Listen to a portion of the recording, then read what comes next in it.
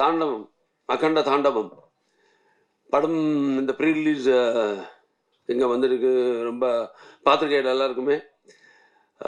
அப்பா அம்மா வைஜி மகேந்திர சாருக்கு, அப்போ விஜய் அம்மாக்கு, எல்லாருக்கும். சரி, நம்ம இப்போ டைரக்டர் போய் பாட்டி செய்யணும். அப்போ அப்புறமா எக்ஸிக்யூட்டிவ் ப்ரொடியூசர் கோட்டி, இங்கே வந்து நீங்கள் எல்லாருக்குமே ரொம்ப நன்றி. ஆனால் இந்த உயிருக்குன்னு மேன தமிழ் நம்பல்களே,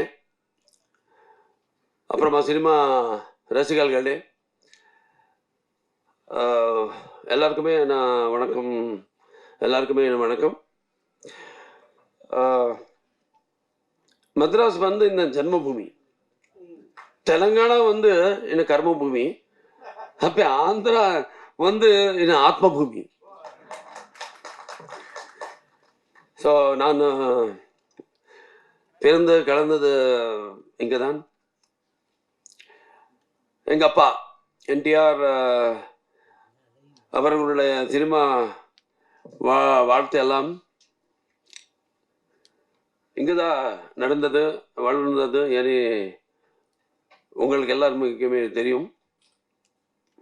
மக்கள் திலகம் எம்ஜிஆர், அப்படி நடிகர் திலகம் சிவாஜி கணேசனோட எங்கள் அப்பாவுடன் நேசம், பாசம், நட்பு மறக்க முடியாது. அவர் தெலுங்கு நாட்டின் நிலவப்பு, அவர் தெலுங்கு நாட்டின் நிலவப்பு நேசிருப்பார்களோ தமிழ்நாட்டின் அவ்வளவு நேசிருப்பார்கள். அதனால் தான் தெலுங்கு கங்கா மூலமா இந்த மദ്രാஸ் நகரத்துக்கு தண்ணீர் வரதுக்கு மூல காரணமாகி அப்பா என்டிஆர் இந்த தமிழ்நாட்டுக்கு தன்னுடைய அனுபவ பாசம் காட்டினார். ஸோ எங்கள் அப்பா எனக்கு குரு, தெய்வம் எல்லாமே. இப்போ இந்த படம் அகண்ட தாண்டவம் முதல் பாட் பண்ணப்போ, அதப்போ கோவிட் சமயத்தில் அது படம் ரிலீஸ் ஆயிடுச்சு. ஆனால் அப்போது எல்லாருக்கும் அந்த பயந்தா, வெளியே ஆள் வருமா படம் பார்க்கறதுக்கு இல்லாமல், அந்த மாதிரி இருந்தப்போ சரி என்ன பண்ணலாம் அது நாங்கள் டைரக்டர் ப்ரொடியூசர் எல்லாம் உட்காரு எல்லாம் யோசனை டிஸ்கஸ் பண்ணிட்டு பண்ணலாம். அவருக்கு வேணும், இந்த மாதிரி படம் வேணும், ஒரு மெடிக்கேஷன் வேணும் அவருக்கு. வெளியே வந்த படம் இந்த மாதிரி படம், அது ஃபர்ஸ்ட் பார்ட் பற்றி பேசுகிறேன். 2021 ரிலீஸ் ஆயிடுச்சு அந்த படம். அப்போது படம் ரிலீஸ் ஆயிடுச்சு. அந்த ஃபஸ்ட்டு இந்தியன் ஃபிலிம் அப்போ கோவிட் டைமில் ரிலீஸ் ஆயிடுச்சு படம். பெரிய சூப்பர் ஹிட் ஆயிடுச்சு, ஃபஸ்ட்டு சூப்பர் ஹிட். அப்புறமா மிச்சம் படம் எல்லாம் ரிலீஸ் ஆயிடுச்சு. எல்லாருக்கும் தைரியம் வந்தாச்சு. நந்தா இருந்த படம் எல்லாரும் வந்து பார்க்குறாரு ಅನ್ನೋದು ஒரு தைரியம் வந்துட்டு எல்லாருமே ரிலீஸ் பண்ணிட்டார் அவர் படம். அப்புறமா நம்ம காம்பினேஷன் பற்றி சொல்லணும். அப்போ நாங்களும் போய் பாட்டி சீனு காம்பினேஷனு. இது 4வது படம். ஃபர்ஸ்ட் வந்து Simha, second legend, third Akhanda part 1, இப்போ இது அகண்டா பார்ட் 2. எல்லாருமே சூப்பர் ஹிட்ஸ். நம்ம கதை பேசுகிறப்போ ஜாஸ்தி டிஸ்கஸ் பண்ண மாட்டேன். அவருக்கு நமக்கு ஒரே ஒரு இது இருக்கு, wave length. So just one டேல எல்லாம் முடிஞ்சும், கதை ஓகே ஆகும். அப்புறமா நெக்ஸ்ட்டு லுக் டெஸ்ட்டு, அது அப்புறமா ஷூட்டிங்கு. இந்த படம் வந்து 130 டேஸில் முடிஞ்சிச்சு இந்த படம். எத்தனை லொக்கேஷனுக்கு போயாச்சு, ஜார்ஜியா, அப்புறம் இந்த மத்திய பிரதேஷ் அங்கே ஷூட் பண்ணாச்சு. திருப்பி ஆந்திரா இன்டீரியர் ஃபாரஸ்டில் ஷூட் பண்ணாச்சு. 130 டேஸில் இந்த படம் முடிஞ்சிச்சு. உட்காந்துருக்கிற எங்கள் ஜெய் பாலாயாவுக்கு வணக்கம், எங்கள் ப்ரொடியூசருக்கு வணக்கம், எங்கள் இயக்குனர் பாட்டி சாருக்கு வணக்கம், YGM sir. Thanks a lot for such a wonderful speech.